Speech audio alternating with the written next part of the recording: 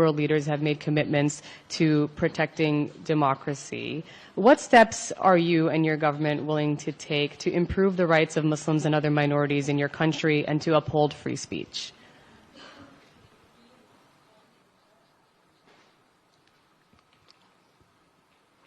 मुझे आश्चर्य हो रहा है कि आप कह रहे हैं कि लोग कहते हैं नहीं, भारत डेमोक्रेसी है।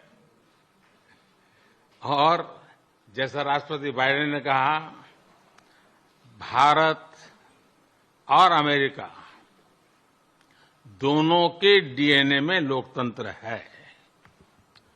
लोकतंत्र हमारा स्पिरिट है, लोकतंत्र हमारी रगों में है, लोकतंत्र को हम जीते हैं और हमारे पूर्वजों ने उसको शब्दों में ढाला है संविधान के रूप में।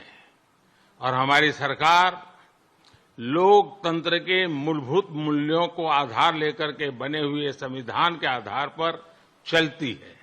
और हमारा संविधान और हमारी सरकार, और हमने सिद्ध किया है डेमोक्रेसी कैन डिलीवर। और जब मैं डिलीवर कहता हूं तब कास्ट, क्रीड, रिलीजन, जेंडर, किसी भी भेदभाव को वहां जगह नहीं होती है।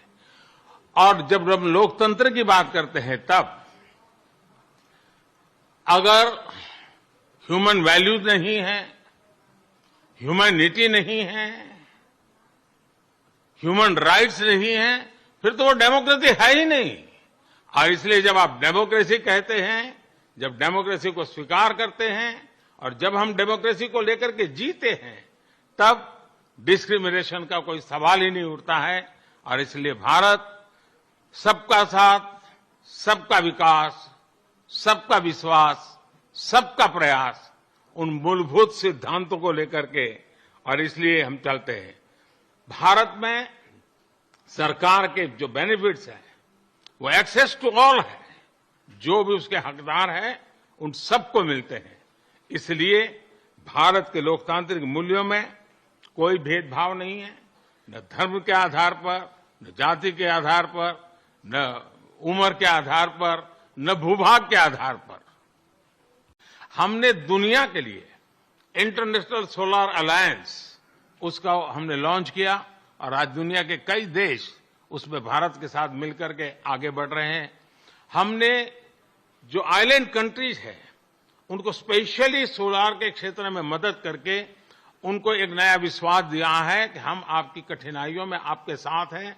भावी किसी भी संकट के लिए हम आपकी चुनौती को पार करने के लिए हमारी जिम्मेवारियां निभाएंगे, आपको भी मदद करेंगे। हम वो देश हैं जिसने एक और नया क्षेत्र हाथ लिया है।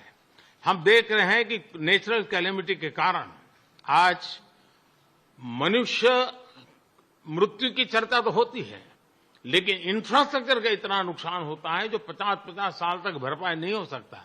और इसलिए ये जो क्लाइमेट चेंज के कारण जिस प्रकार का संकट आ रहा है, तो ऐसा इंफ्रास्ट्रक्चर बनना चाहिए जिसमें रेजिलियंस हो। और इसके लिए सीडीआरआई हमने एक ग्लोबल ऑर्गेनाइजेशन को जन्म दिया है। और आपको पता होगा, मैंने ग्लासगो के अंदर एक विषय रखा है दुनिया के सामने, और जिसको पिछले दिनों यूएन सेक्रेटरी जनरल और मैंने उसको लॉन्च किया है, वो है mission life.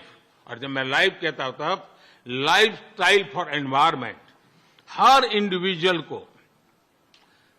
Pro climate, pro environment अपना जीवन जीने का तरीका डेवलप करना होगा। इतने बड़े संकट के लिए उस दिशा में भी हम काम कर रहे हैं।